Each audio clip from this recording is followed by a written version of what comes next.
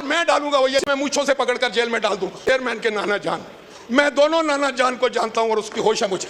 आपके नाना जान ने इस मुल्क में आमरीत का खौफ करो। आप लोग पहले सियासत सीखो।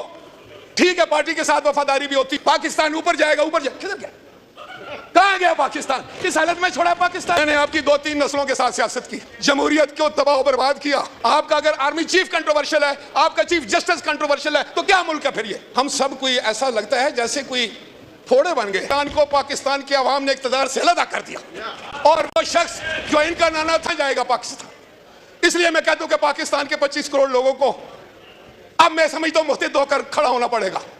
और ये जो आप सियासत में गंद लेकर आए हैं और बाज नहीं आ रहे, मैंने हर मुमकिन कोशिश की। मैं आज भी किसी जगह ये पैगाम देकर आया था कि इस वक्त मुल्क को सिर्फ हम आहंगी की जरूरत है, एक दूसरे से मोहब्बत करने की जरूरत है, एक दूसरे का हाथ पकड़ने की जरूरत है, एक दूसरे का साथ देने की जरूरत है पाकिस्तान के लिए। लेकिन आप तो नफरतें बेचने वाले लोग हैं, आप तो नफरतें फैलाने वाले लोग हैं, आप तो जानबूझकर अगर अच्छा माहौल हो तो उसको खराब करने वाले लोग हैं। और ये सबज पासपोर्ट की बड़ी इज्जत होगी ग्रीन की। पाकिस्तान ऊपर जाएगा, ऊपर जाएगा। किधर गया, कहां गया पाकिस्तान? इस हालत में छोड़ा पाकिस्तान को। याद रखो, याद रखो, अगर आप इसका माहौल खराब करेंगे हाउस का। अस्सलाम वालेकुम नाज़रीन इकराम, आपको मुकम्मल वीडियो दिखाते हैं। राजा परवेज़ अशरफ ने आज तमाम हदें पार करके रख दी। पूरे ऐवान में सन्नाटा छा गया। वो कुछ कह दिया जिसका कोई सोच नहीं सकता था। वीडियो देखिए, फिर इस पर बात करते हैं। उसकी तवक्को मैं हरगिज़ नहीं कर रहा था। शायद हम सब कोई ऐसा लगता है जैसे कोई फोड़े बन गए। इतने दुखी हैं सारे, इतने फोड़े बने हुए हैं, इतने मैं समझता हूं कि हम लोग इतनी हमारे में अभी बर्दाश्त ही नहीं है कि कम से कम तरीके से सलीके से समझें तो सही कि बात क्या है।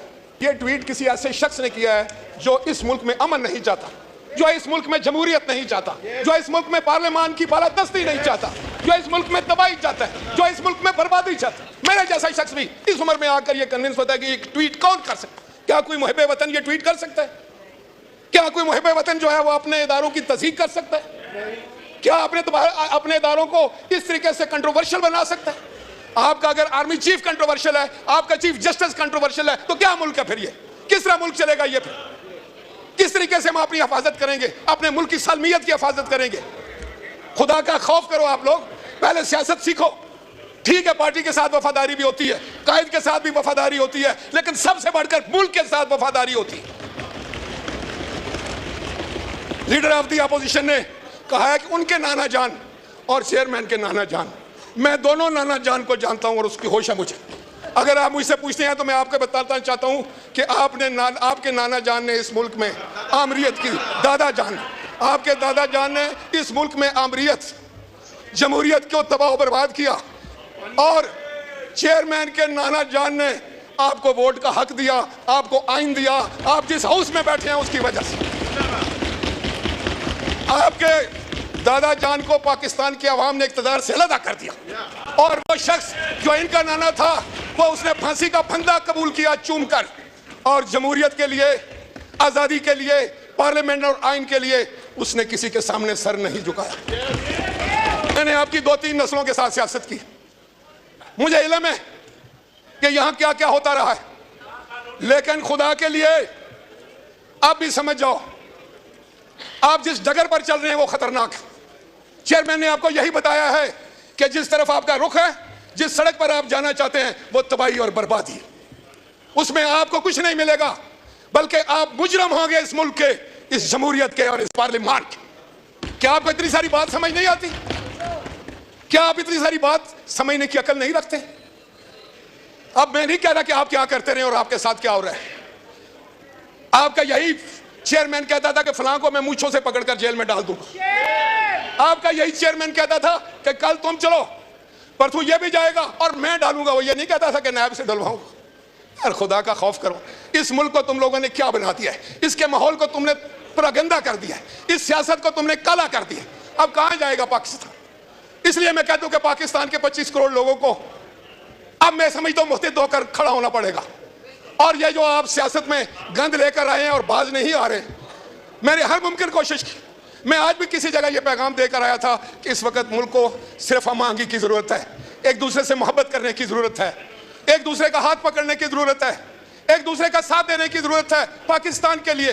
لیکن آپ تو نفرتیں بیچنے والے لوگ ہیں, آپ تو نفرتیں پھیلانے والے لوگ ہیں, آپ تو جان بوجھ کر اگر اچھا ماحول ہو تو اس کو خراب کرنے والے لوگ ہیں. کس طرح یہ پارلیمان چلے گا؟ اچھا جگزئی صاحب آپ بتائیں, آپ آئین اور قانون کی بات کرتے ہیں, ان رویوں سے آئین اور قانون مضبوط ہوگا؟ پارلیمان مضبوط ہوگی؟ آج 25 کروڑ عوام ایک طرف, ان کی تو کوئی بات نہیں ہوئی. کتنی دفعہ انہوں نے مہنگائی پہ بات کی ہے, بے روزگاری پر بات کی. جب تم لوگ تھے حکومت میں تم نے کہا تھا کہ 1 کروڑ نوکریاں, کدھر گئی؟ 50 لاکھ گھر, اور یہ سبز پاسپورٹ کی بڑی عزت ہوگی گرین کی, پاکستان اوپر جائے گا, اوپر جائے گا. کدھر گیا؟ کہاں گیا پاکستان؟ اس حالت میں چھوڑا پاکستان کو. یاد رکھو, یاد رکھو, اگر آپ اس کا ماحول خراب کریں گے, ہاؤس کا, پاکستان کا ماحول خراب کریں گے. میں بات کروں گا کہ بلاول بھٹو صاحب نے جو سپیچ کی ہے کویسچن آور کے تحت, یہاں پہ سردار ریاض صادق صاحب نے ہی رولنگ دی تھی کہ کوئی بھی ایشو جو ہوگا وہ کویسچن آورز کے تحت نہیں ہوگا, وہ وائلیٹ ہوا ہے. تو لیٹ دا ریکارڈ سٹیٹ, ایک پریسیڈنس ہمارے لیے ایک سیٹ ہو گیا ہے جو ہم لوگ ابھی فالو کریں گے, نمبر 1. اس کے بعد ابھی آپ نے رول سسپینڈ کیا ہے, ان کی سپیچ کے بعد انشاءاللہ تعالی ہم لوگ یہی چیز انووک کریں گے. Point number 1.